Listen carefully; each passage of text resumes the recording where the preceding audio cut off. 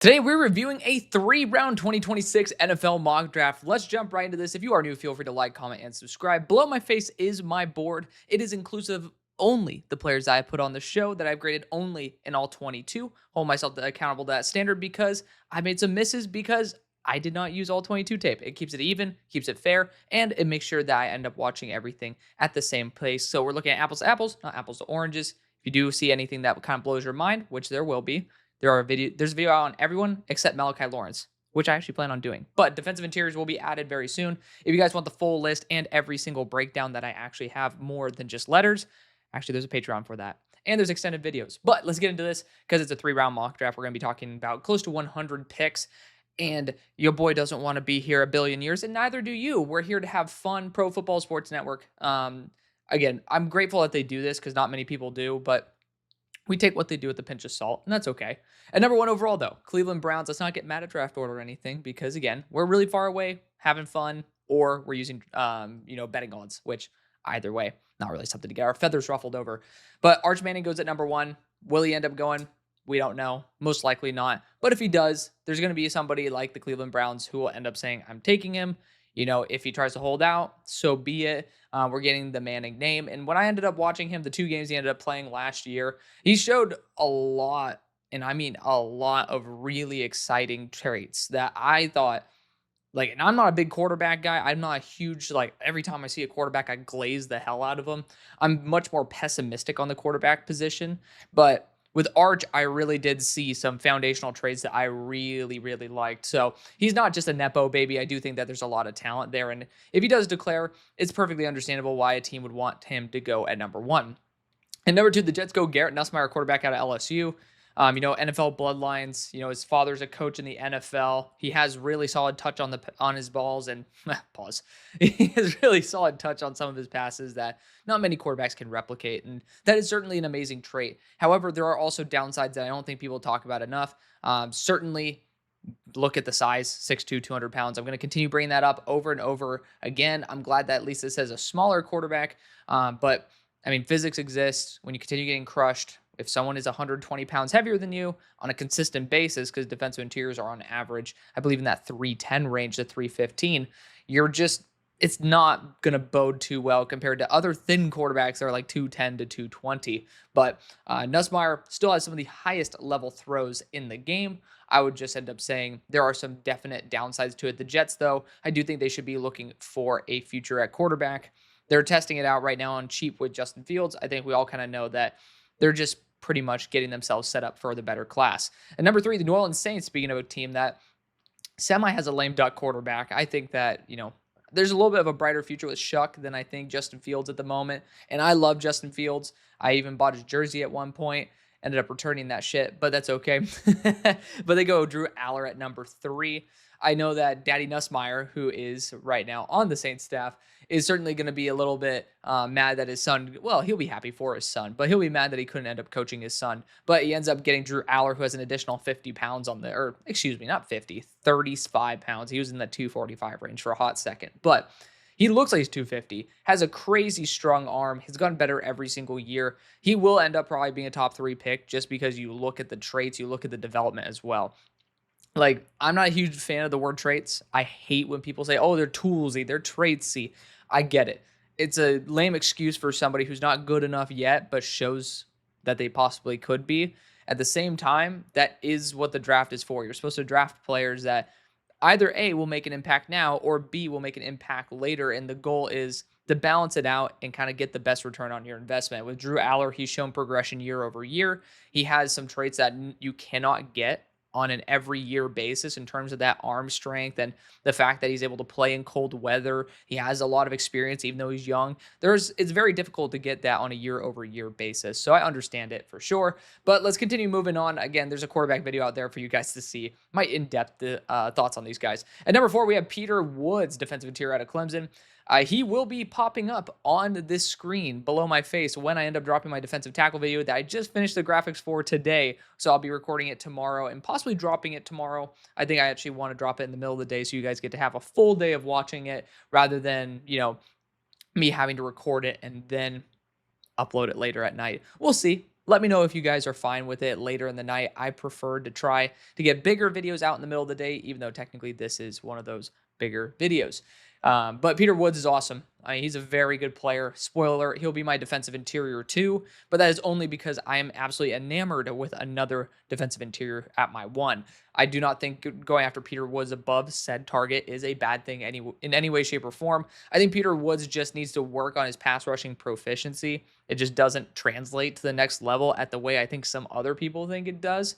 And if I'm wrong, by all means, I do not care. I am happy because I like every other aspect of his game. So if he can just improve the consistency, he's going to be an absolute all-star. This defensive interior class is really, really good.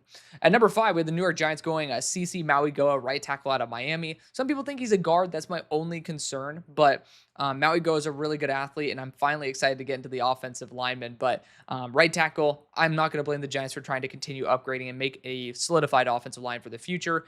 If the new organization, which if you're at 5, I got to give you some credit. You improved, even though you probably have the hardest schedule in the NFL. There is a chance that one piece of the front office is still in place if they show promise. Probably not, but maybe they just like Jackson Dart and don't want to get the 4th best quarterback at number 5 overall. It's understandable, but let's continue on. Number 6, the Panthers go Caleb Downs. I love Downs. I think that he is the best non-quarterback player in the class, and if you are a little bit lower on LaNorris Sellers, I think he's the best player in the class.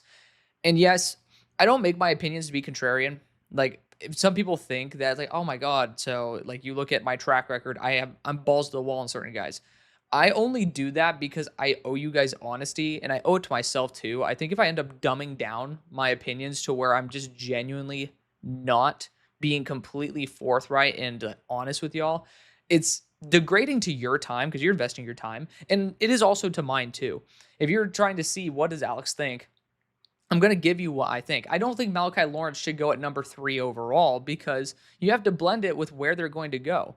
Like, hate to say it, if you think a stock is going to get to $100 and it's priced at $3, you don't pay 50 for it, right? But maybe you end up like just trying to buy it, or if there is a market, let's just assume the stock market, you can end up buying higher. You can end up bidding like $5 per, right? So I think Malachi Lawrence is a superstar. If he goes in the first round, I believe that it's certainly possible. But at the same time, I'm just saying, take these opinions as what I think the talent level of these players are. I'd be happy if the consensus or if the range for Lawrence is a first round pick if a team takes him in the top 10. But again, don't reach on a player just because you love them. Like, you are supposed to play the board at the same time. That's a long-winded way. There we go. I'm saying Caleb Downs is great. Outside of my majority contrarian views, it is one of those ones where it's like, I think he's the best in the class. At number 7, Indianapolis Colts go Cade Klubnik, quarterback out of Clemson. Cade he's just the highest floor quarterback you probably ask for based on all of the traits that he brings. He's accurate. He has a good enough arm. He's a good enough processor. He's just really high floor, and that's a good place to be. So I really like that right there. Let's continue on, especially for the Colts. If you're at number 7, that's a lot more in line with what they've been drafting outside of Anthony Richardson and acquiring outside of Anthony Richardson. So I do think it's on brand. At 8, the Browns go Caden Proctor, tackle out of Alabama. Very dangerous, especially in the AFC North where the edge rushing cores are pretty damn lethal. I would just say this is going to be tough for someone who has a lot of room to grow and develop. Also, haven't seen a ton of development from the tackles there at the Browns at the rate that I would want for someone who is as raw as Caden Proctor. At 9, you got the Raiders going Caleb Lawmu, tackle out of Utah. Outside of one particularly bad rep versus Arden Walker where he got annihilated, I think that he is being pretty much put in the right spot. So I'm excited again to dive into the tackle class, get official opinions, but Lawmu is a really damn solid tackle. At number 10, we have the Rams going Jeremiah Love, running back out of Notre Dame. This doesn't make sense. The Rams are notorious for just taking mid-round picks on running backs, or, I mean, as high as the second round with Cam Akers, but first round, that's a bit high, especially since they literally have multiple mid-round backs on their squad right now. It just feels like way too much investment into something. If the Rams are at 10th overall, shit went downhill. Jeremiah Love's a great player, though. I mean, you see where he's at on my board. Again, I will be adjusting this for positional value. There's only one position that has that factored in at the moment. I'm still trying to work things out because, you know me, changing the grading scale. But for once, I think it's final. Like, it's just so good. And also, it's so much easier to tweak. Oh, my God. But that all aside, I wanted to make sure and feel how different positions got weighed against each other, like which ones are easier to grade, which ones are harder. Like defensive interior, it's very hard to score well. So defensive interior will be the second position to have extra boosted value. But for running backs, we all know they're not necessarily as valuable as other positions, so they will be dropping. But for raw grades, this is accurate. This is very accurate. But regardless, Jeremiah Love's a great player. I just don't think for the Rams it would make sense. At 11, you got the Cardinals going TJ Parker, edge rusher out of Clemson. TJ, I just need to see more consistency. I saw him disappear, and that terrifies me.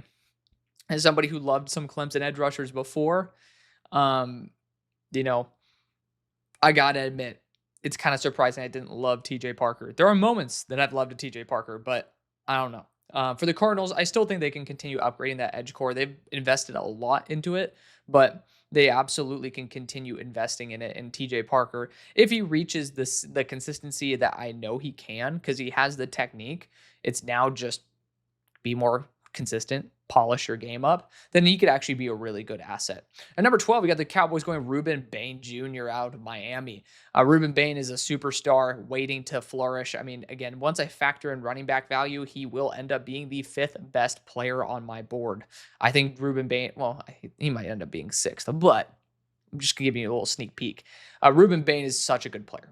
Such a good player. I have a ton of respect for Ruben Bain. He is just a very damn good player. And, the fact is he's terrifying. He has the physical capabilities to just terrorize both tackles as well as guards and centers. So I really do like that about him. And for the Cowboys, they actually like their larger edge rushers. So I don't think this is a bad move at all, especially with some controversy with Micah. If they end up getting the deal done, of course, you're not going to focus on it in the first round. But if there is just some weird tension in the building, sometimes it's good to have that redundancy. If Marshawn Nealand, friend of the show, doesn't end up developing, like there's definitely a world where edge rusher could be a primary concern. Number 13, we have the Dolphins going Jermod McCoy, cornerback out of Tennessee. Very similar physicality and makeup to what Jalen Ramsey was on the team. And I think that if he continues to improve his athleticism, which will be very tough based on coming off an ACL tear, he'll end up being worth a first round pick. He's my cornerback 9. When I ended up making my video, I ended up realizing that I gave him a little bit too much crap for his athleticism. I saw it in some other games where I was watching the receiving class after, and I was like, I need to give Jermod the boost that he deserves. And he ended up boosting up to corner 9, which doesn't sound like a lot. A lot of people say, oh my God, corner 9, that's ridiculous. But in a world where there's so many different variations of cornerbacks, in terms of the physical profiled ones, or like the ones that you're looking at that are going to be a little bit more physically gifted in terms of strength and press form, Jermod might be corner 2. Like it is just very difficult to group all these players together. We just do it because it's easier to, rather than me making 1,000 videos on a top 3 list of certain roles. It's a lot easier to bundle them together. But Jermod McCoy, really good corner. The Dolphins, they do need it. They do need it. They did that to themselves, though. At 14, we had the Patriots going Mateo Uyueglele. I'm not a big Mateo guy, just going to be honest. I'm going to push you guys to my video to understand that, but good technique. Again, just very similar, but even more so than TJ Parker. I just think that he's not he doesn't apply it as well as maybe he should. At 15, we got the Seahawks going Avion Terrell, corner out of Clemson. I love Avion Terrell. I do not think the Seahawks need to go corner in the first. However, I mean, boundary corner too has been an issue we've been continuously talking about for the Seahawks. I do think there is a little bit of a need there. And if they do go with it in the first round, we'll say it's overkill until after the draft where we're like, oh my God, the Seahawks, similar to what happened when they actually got on Devin Witherspoon. Like, oh, well, I mean, like maybe in the moment it didn't feel right, but in retrospect, you look at how the team's constructed and it fits. Avion Terrell plays very similarly to Devin Witherspoon in the aspect of that physicality at a smaller size. So I do think it works, and it would be a fun one. I've never thought about that. The Bears end up going Keldrick Falk, defensive lineman out of Auburn at 16. I mean, I like Keldrick Falk. Don't get me wrong. I mean, he is probably going to be around spot 20 or 25 on my board, but he's at 22 as it is. Yeah, he'll be up a little bit higher. I'm like, yeah, I'm kind of giving this guy a little bit too much crap, but Keldrick Falk is a very good player. I'm not going to try to dumb it down or, basically make it seem like he doesn't deserve love. But I will say Keldrick Falk he's still developing so much. It's very tough for the Bears to say that that's going to be someone who can make an instant impact. I prefer LT Overton, who has a little bit more experience in the build that he has, because Falk lost 18 pounds over this past year. I'd rather go after the player I kind of know. And I do think LT Overton's better. And the more I see LT, the more I kind of wish I had him higher. At number 17, we have the Texans going Caleb Banks, defensive interior out of Florida. Respectable. My problem with Banks, and you guys will hear about it tomorrow or the next day, is he's just not developed enough for the amount of experience he has. It's honestly quite surprising because he also has like 35-inch arms. It's kind of mind-boggling how he isn't better and more productive, but hopefully he ends up coming together this last year. At 18, the Vikings go Dennis Sutton, edge rusher out of Penn State. Not really a huge fan of this fit. Doesn't really make much sense to me at all. I mean, you look at the edge rusher profiles. You got Dallas Turner, AVG. Why do I keep wanting to say Greenlaw, Grenard? Like it doesn't add up to Dennis Sutton build unless you're kicking him to the inside, which is again doesn't really make much sense to me. So I don't like that pick. I do love this one though. LaNorris Sellers goes to the Pittsburgh Steelers at 19. He's my number one player in the class. I have him classified as Superman. He's just the talk about traits. Again, this is somebody who has a lot of bad habits, probably stemming from high school in terms of the timing, because when you're that fast, you don't necessarily have to process as quick. But he got better as the season progressed, and that's in his first year. I'm excited to see him go into year 2. So I do think it's a great fit for the Steelers as well. It would work really well with Arthur Smith's system. At 20, you got the Denver Broncos going Antonio Williams, wide receiver at Clemson. I've seen this one a couple times. Antonio Williams is a good player, like really good player. And if he just ends up continuing to work on his hands, I think he'll end up being a very high-end option. He has so many different, again, tools in the tool belt, but he is very versatile. And I love that about him because some guys are a lot more role specific. Think of Elijah Surratt in this class, and we love him for that. But overall, I think that you have to go to the specific team for you to be as successful. But for Antonio Williams, I think there's a wider variety of roles that he could end up thriving in. At 21, we got the Tampa Bay Buccaneers going Anthony Hill Jr., linebacker at Texas. Very good fit, one that I have not seen yet in this draft cycle. But I mean, very good player that is going to be in a system that definitely continues to need to have an infusion of youth there. At 22, we have the Chargers going Jordan Tyson, wide receiver at Arizona State. I like this one as well. Good pick. I mean, Jordan Tyson is my number 4 player in the class. He's just really polished. And some people even think he has better athleticism than what I give him credit for. So he might be even better than that. Tyson's just a really good player as long as he stays healthy. That's the big kicker for him, is health. But I'm hoping that he ends up being a little bit more consistent with that. We'll see. At number 23, the Green Bay Packers going CJ Allen, linebacker out of Georgia. I do not think the Packers need to go after a linebacker, especially in the first round.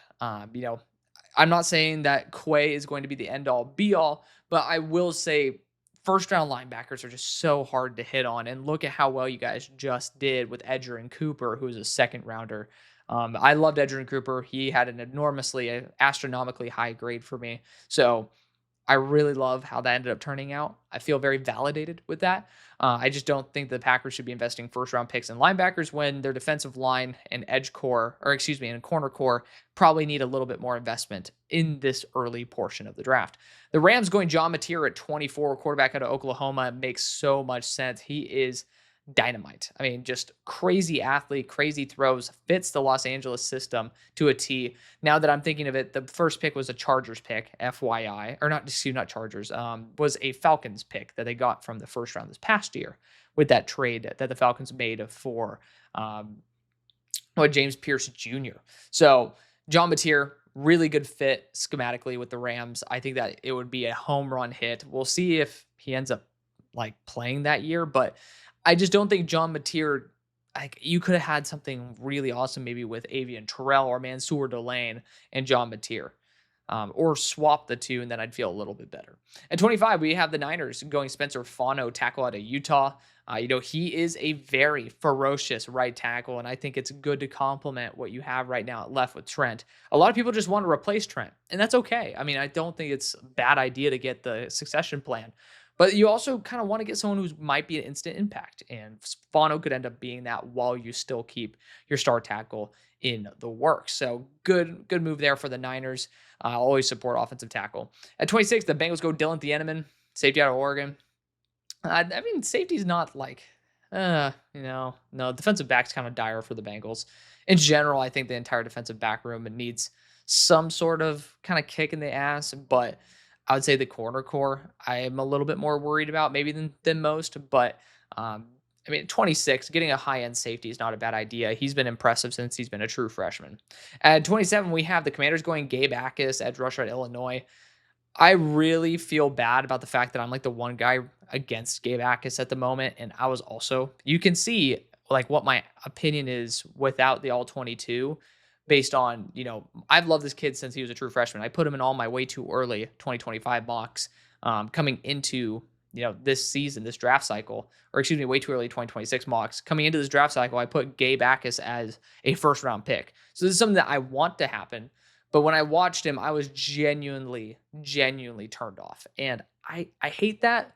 But again, I owe honesty more than anything. And that's how I keep it real with y'all. Like I'm like trying to force myself to like Gabe Backus, and I haven't yet. That doesn't mean I'm right, but it just means that currently, from what I'm seeing, that's how I feel. We'll talk about that in a second as well, Tyreek Sapp. But the Ravens go cornerback DJ McKinney out of Colorado at 28. DJ is, if I'm not mistaken, down to 180 pounds, which is something that kind of bothers me. But DJ needs to polish up a bit. Has a lot of potential, but I'm a little bit worried about him. We'll see what happens when he ends up absorbing a lot of the role of Travis Hunter. Like he can end up taking a meteoric rise, but I do think that based on his play at the end of last year, there's still a lot to be worked on. At 29, we have the Packers. Detroit Lions going Tyreek Sapp, edge rusher out of Florida. Most people I know want Tyreek to be kicked to the inside. I don't think that's a role for the Lions that you want right now. I don't think Tyreek Sapp is going to be a great addition, especially at this point in his career, very similar to Calvin Banks. I'm still back in 2025 mode. Caleb Banks. It's just for the amount of experience these guys have, they're very unpolished, very raw players. At 30, the Buffalo Bills go Tack Davis, cornerback out of Washington. First off, the Bills have done such a phenomenal job, and I mean, you'll debate whether Max Harrison was worth that pick, and I wasn't the biggest Max Harrison guy on earth. I hope it ends up working out. But more importantly, if you just look at the moves they've made, they've invested so much in the secondary with their draft selections that it doesn't make sense why they would do it again at the 30th overall pick. They went home run in this past draft. I have no clue why they go Tack Davis. And on top of that, Tack Davis was someone who I loved 2 years ago.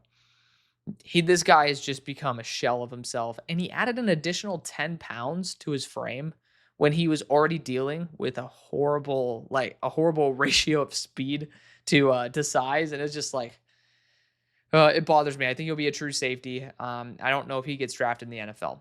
At number 31, we got the Chiefs going Domani Jackson, cornerback out of Alabama. I like Domani. I always love kids. That sounds so weird because I'm only like a couple years older, but draft prospects whose parents are very involved. I'll say this as much as I can. Domani Jackson's dad ended up interacting with me over on Twitter, and I just love it. I love it because I love this kid since USC, and I do think that he could end up being a first round pick based on how he improved over a pretty tumultuous season there at Alabama. But, Kansas City gets themselves a good one. I don't know if boundary corner is that dire of a need, but I do think that it absolutely could always be upgraded.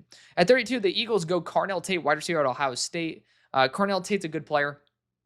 He's a very high floor player. I just don't see it with him just yet. He hasn't proven to me that he's a first round pick, and I think people are kind of crowning him a bit too early. He had a lot more opportunity last year than pretty much most receivers did in year 2 of their career based on the receiving cores that Ohio State's had. And I don't think he ended up making the most of it.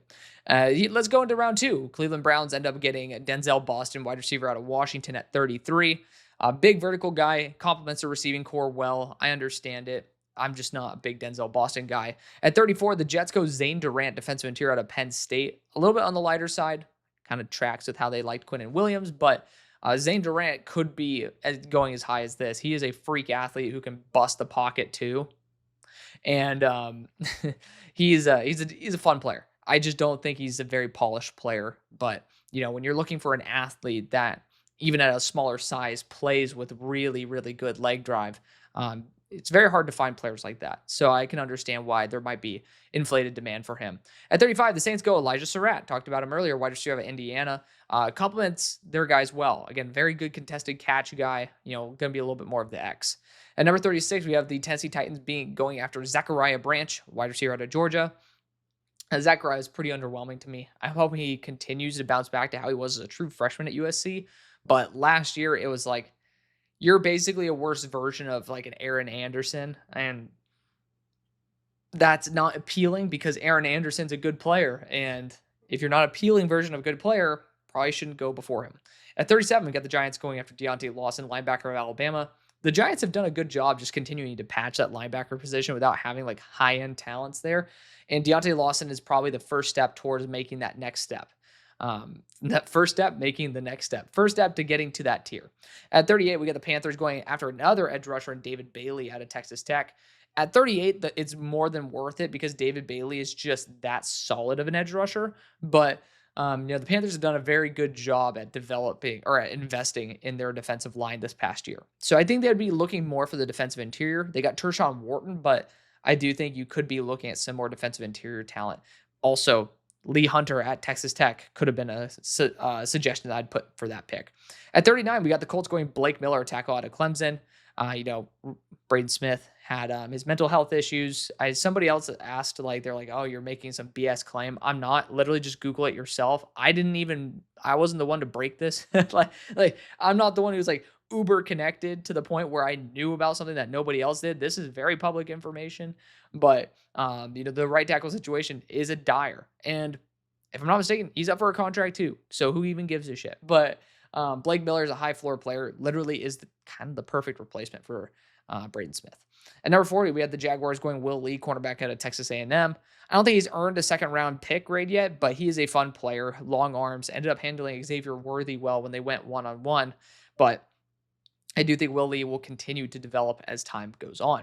At number 41, did I get that right? Or am I tripping? I think I ended up misattributing a Will Lee rep to a different player who I think actually ended up going to Syracuse. Even so, Will Lee is still a very good player with long arms. He's 6'3". Like, I understand it, but I think I might have misattributed it to a different corner, a different corner's success to Will Lee. But at number 41, the Vegas Raiders go Jacoby Lane. And Jacoby, I'm just not sold on him. A lot of people I know say he's just very mid. It's like the most day 3 that you can get. That's like the verbatim what they said. So I'm not a huge fan of that. And with Jack Bash, it doesn't really make much sense because they're very similar in terms of their schematic profile, like how they would be utilized. At 42, we got the Falcons going Jalen Kilgore, defensive back out of South Carolina. Does not add up at all for the Falcons. Jalen Kilgore is a slot safety, and they use slot corners. It doesn't add up. You just can't put a slot safety into a slot corner position. No, it's just, again, I'm not saying you can't. What I'm saying is, if you're trying to guess what a team is going to do, which is what this is, maybe it's best to give them what they've shown they like. It's like, my girlfriend likes roses and has never once talked about the fuck's another flower. I'm trying to think of like a shitty looking flower because I like carnations are so easy to buy. If you guys have girlfriends, carnations are cheap and they look cool. But baby's breath. It's like those little fucking flowers that they always add. I'm like, girls like that too. I have no idea why. Looks like shit, but hey, it's cheap for us too. But it's like, imagine she's like, I want roses, and you're like, baby's breath. Doesn't add up. Maybe baby's breath ends up being her thing. But when you're just saying, what should I get? Most likely, or what would she want? Probably go with what she's shown that she's wanted, right? And similar to the Falcons, like go for a slot corner. There's also a lot of them that are good in this class. For 43, the Arizona Cardinals go after a tackle here. Ethan Onionwa, tackle out of Ohio State. He was featured in PFF, NFL Stock Exchange's video. Very excited to give them a shout out. They're great people. Trev was friend of the show, so he'll always be a friend of the show. I don't know why I said was. We'll definitely be trying to squeeze him in during the draft season again. He's a very busy guy, so we respect the fact that he even came on the show one time. I really appreciate that. But on top of that, shout out to him for being able to do that. Same thing with Connor. We've talked about it multiple times at this point. It's just very difficult to get schedules aligned because Connor's a very busy man too. So shout out to both of them for being able to be A+ dudes as well. If you guys haven't already seen it, they did their 7-round mock draft live stream, and they ended up donating like $4,000 to charity from that. Like, good on them. Good on them for doing that. Number 44, though, but regardless, for the Cardinals, I forgot to finish off my thought here. Definitely like the idea of taking a swing at a high floor or high ceiling offensive tackle. Ended up working once with Paris Johnson, granted a lot higher than 43rd overall. Might end up working again. For the Cowboys, they go cornerback Mansour Delane out of LSU at number 44. I mean, it's never a bad idea to go corner. And Mansour, to me, is the best corner in the game. Like, it's him and Avian Terrell. So I love it. I'm going to fully support it.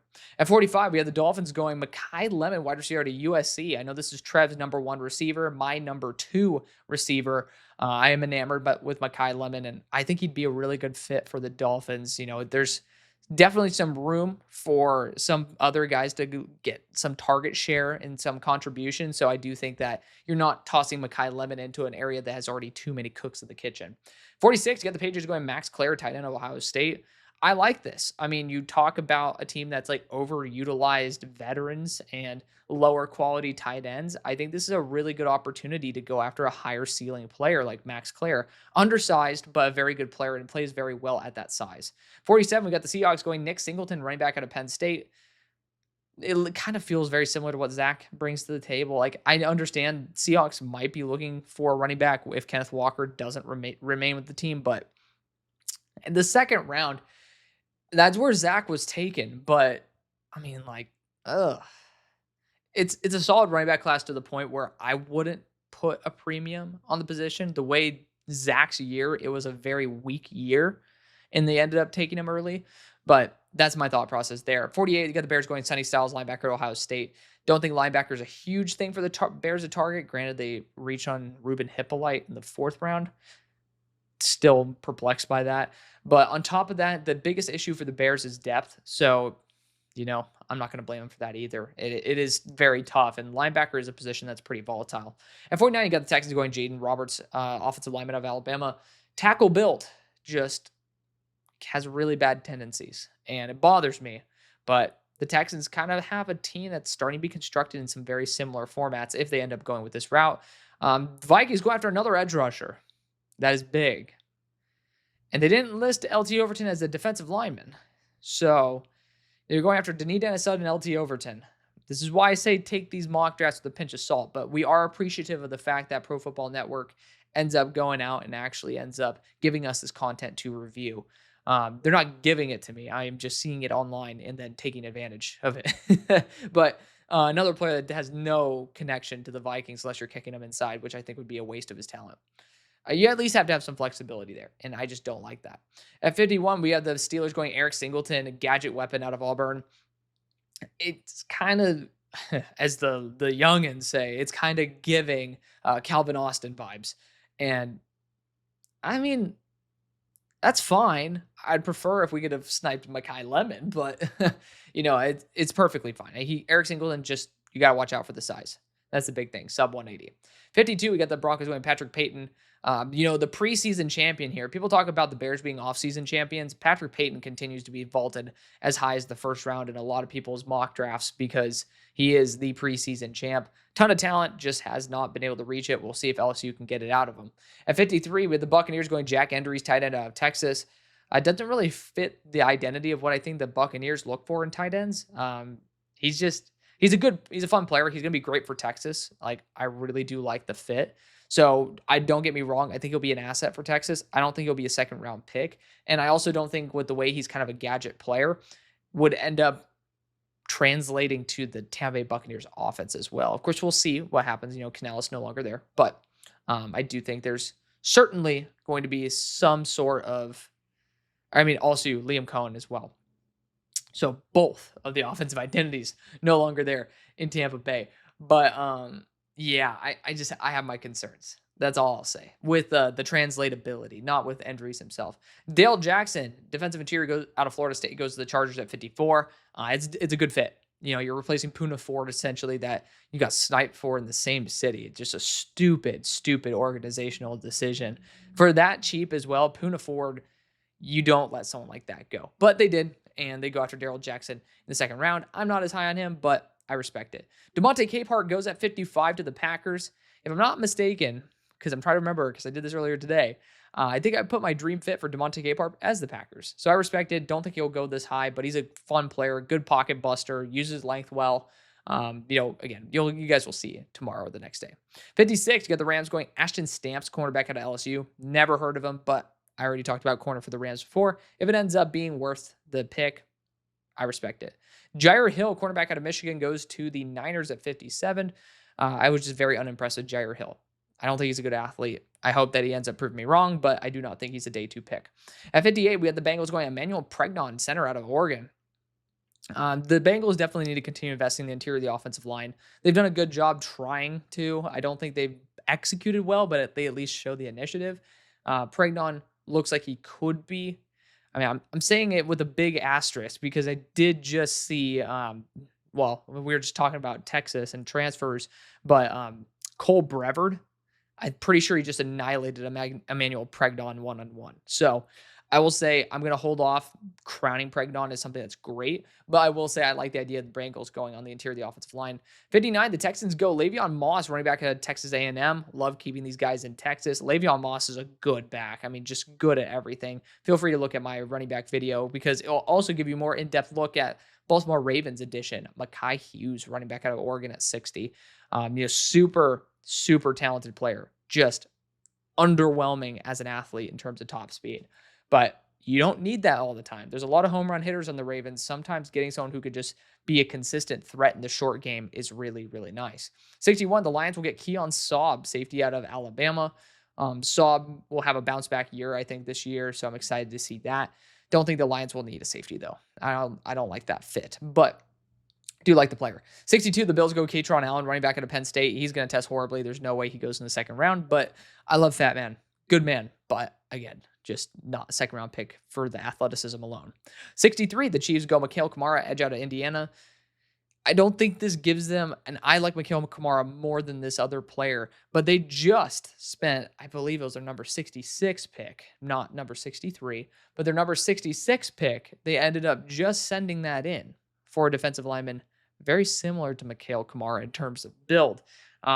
Why am I just forgetting his name right as I'm about to say it? But Louisville edge rusher, he's also oversized, so it fits Spags. But I just don't think for the Chiefs specifically, based on the fact they just ended up addressing this in essentially a quasi second round pick, it would make sense for them to go back to the well. 64, the Eagles go Dante Corleone, defensive interior out of Cincinnati. I think he's a nose tackle. It depends on what you value there. I think that the Eagles would get a lot better value waiting till day 3. I just don't think you need to do that.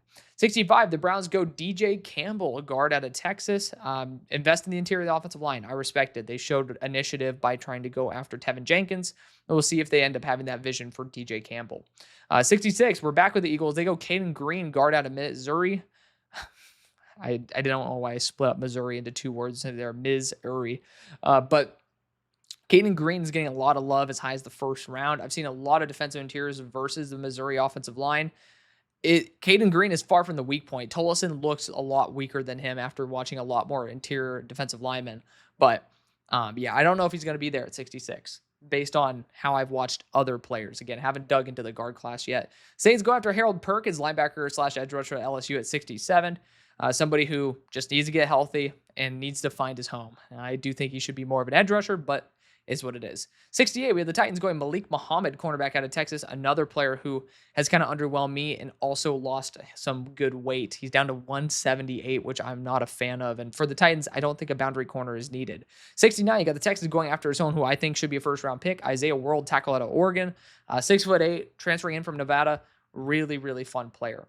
At 70, the Panthers go Nick Harbor, wide receiver out of South Carolina. No way he gets this far. I mean, he's just built like an absolute freight train, 6'5", near 230, and he might be above 230, and he's going to be running like the 4.3s, if not the 4.2s. He's going to go in the first or second round. Colts go after Kevin Concepcion, wide receiver at Texas A&M, and that's just way too similar, in my opinion, to the type of production you're looking to get out of Josh Downs. Doesn't make sense for me. 72, we have the Jaguars going Quintravian Wisner, running back out of Texas. After probably busting out on 2 of your running backs, it will be nice to have someone who's super high floor, but I prefer for that to be LaQuint Allen rather than spending a 3rd-round pick. At 73, you got the Raiders going Fernando Mendoza, quarterback out of Indiana, somebody who I have as my 3rd quarterback overall. I think this is a very good fit, and also, I like Geno being a mentor. At 74, we have the Atlanta Falcons going Kenyon Sadiq, tight end out of Oregon. Use your eyes. This guy's a 1st-round pick. That's all I'll say. But for the Falcons, hopefully they just don't mess this one up because once again, like this is a freaky player that like arguably is the best tight end outside of Brock Bowers since I ended up watching Kyle Pitts. And so terrifies me seeing him go to the team that ruined the second best tight end I've ever studied. A 75, the Cardinals go Kamari Ramsey, defensive back out of USC. He was supposed to be a 3rd round pick this past year. Makes sense. I mean, you're getting good value there. 76, you got the Cowboys going Damon Wilson, edge rusher out of Missouri, formerly Georgia. Not a huge fan of him. I'll just leave it there. I hope he finds his way at Missouri. He is not a draftable player for me. 77, we got the Dolphins going Lawson Lucky, tight end out of Georgia. Dude needs to learn how to contested catch. That's a big thing. I mean, him and Delp just do not have any sort of contested catch figures. Like, I'm pretty sure it might be 0 percentile. So very worrisome there. But for the Dolphins, I think he actually can be utilized as a Swiss Army knife outside of the possession role. There's nobody right now I would trust in the possession role. At number 78, we got the Patriots going linebacker Suntarine Perkins out of Ole Miss. Do not like him as an edge rusher. They use him as a spy a ton. He might end up just being a linebacker. 79, we have the Seahawks going on Amari Campbell, linebacker out of Penn State. Have not studied him yet, but I respect continuing to invest in the linebacking core because once again, very volatile position with also not many true guys at the top that are really damn good. 80, we got the Bears going Jeremy Bernard, wide receiver out of Alabama.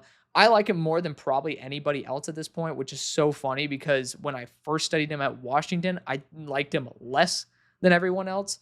So it feels like JT Tuimoloau all over again. But I like him way more after the catch than people give him credit for. He'd be a solid weapon for the Bears, but I just don't see the targets unless you're getting rid of DJ Moore, which I would not advise. At 81, you got the Dolphins going Raylan Wilson, linebacker to Georgia. Again, I'm very limited on the linebackers right now. We're getting to them after the offensive tackles and centers and guards, so TBD on that. 82, we had the Vikings going Jack Velling, tight end out of Michigan State. Fun route running, receiving tight end. Just don't know how much I would value that at the same rate because I don't think he's a great athlete, but Velling could end up being a day 2 pick. Cole Wisniewski, safety out of Texas Tech, goes to the Steelers at 83. We do need to look at continuing to invest in our safety core. We are having some nickelbacks essentially looking to play safety for us for the long haul. I will say a 3rd round pick should be getting starting reps, and I need a clearer vision as to what Jalen Ramsey is planning on doing before investing in safety. 84, the Broncos go Parker Brailsford, center out of Alabama. I really like Parker Brailsford. I think he'd be a good fit there in Denver as a guard or a center. At 85, we have the Buccaneers going Jake Slaughter, center out of Florida. Again, I like this value for these centers right now. Very good pick up there for the Buccaneers. 86, we have the Chargers going Eli Stowers, tight end / gadget out of Vanderbilt. I'm going to be honest, I think Stowers would have a similar role to Gadsden. I'm not the biggest Stowers guy in the world, but he's fun. He's a fun player, but he also just undersized, a little bit older. Just doesn't make sense to me. 87, we got the Packers going Austin Barber. They did just end up signing Zach Tom today to a really good deal. This was made before that. But I will say Austin Barber has experience at both left and right tackle. Same thing with Zach Tom. We'll see where that ends up. But there still is one more to go with Rasheed Walker. Tackle still could be on the board. Drew Shelton, tackle out of Penn State, goes to the Rams at 88. They do need to continue investing in the long term of the tackle position. I respect that. At number 89, the Niners go Lee Hunter, defensive interior at Texas Tech. Amazing move, and pairing him up with Alfred Collins, chef's kiss. 90, you got the Cincinnati Bengals going Derek Moore, edge rusher out of Michigan. A really good pass rusher, especially with Osai, I believe, up on a contract this year. You could end up seeing that, and Derek Moore is a little bit bigger built. So, I mean, you'll end up seeing him be a bit better of a fit. So I do like that fit right there, even though they like a little bit larger. Derek Moore is not a small edge rusher. 91, we got the Commanders going Justice Haynes, running back out of Michigan. Very underwhelming to me from Bama, but this is going to be an opportunity for him to have a more expanded role. 92, we had the Ravens going Oscar Delp, tight end out of Georgia. If you want to have a longer-term look at the Ravens, maybe getting some good depth like Delp would be a good way to start. At 93, you have the Jaguars going Landon Barton, excuse me. I thought it was Lander for some reason. I'm tripping. Linebacker out of Utah, regardless. The Jaguars know how to continuously kind of load up at the linebacker position. I don't think they'll need to go after one, but currently not going to take too much out of them for taking a late 3rd on a linebacker. 94, the Bills go after Carl's, I think it's Jagusaw. I said Jaguza the first time I saw his name, but I think it's Jagusaw, which is baller as fuck. Lineman out of Notre Dame. I've seen a lot of praise for this kid. I am very excited to study him. I love Notre Dame offensive linemen. I've watched a lot of them, so I just haven't really processed which one he is. And that's on me. But I do kind of want to focus more on the defensive interiors more than just purely the offensive linemen. At 95, the Chiefs go after Deuce Robinson, wide receiver out of Florida State. Shout out to my guy, Craig LeBlanc. He's live to Craig on social media. He's been working with Deuce Robinson as well as a couple of the other receivers to be able to continue improving their skill set. I will say Deuce really underwhelmed me when I saw him at USC. I hope that changes. But he's in a good role there at Florida State. Like, he's going to be, in my opinion, a worse Johnny Wilson. At 96, you got the Eagles going Connor Tolson. Ended up talking about him earlier. Center out of Missouri. I don't think he's a day 2 pick based on the fact that I've seen him get dominated quite a few times. 97, we have the Jaguars ending this off by getting D'Angelo Velcro Pons, cornerback out of Indiana. I love this guy. It kind of reminds me of when they also ended up drafting, why am I forgetting the kid's name? The nickelback out of Florida State that's slipping my mind. They're actually using him as a boundary corner this year as well. But D'Angelo should be playing some boundary there. I'll be excited to see that. But thank you again for watching, supporting the show as always. See you later. Peace.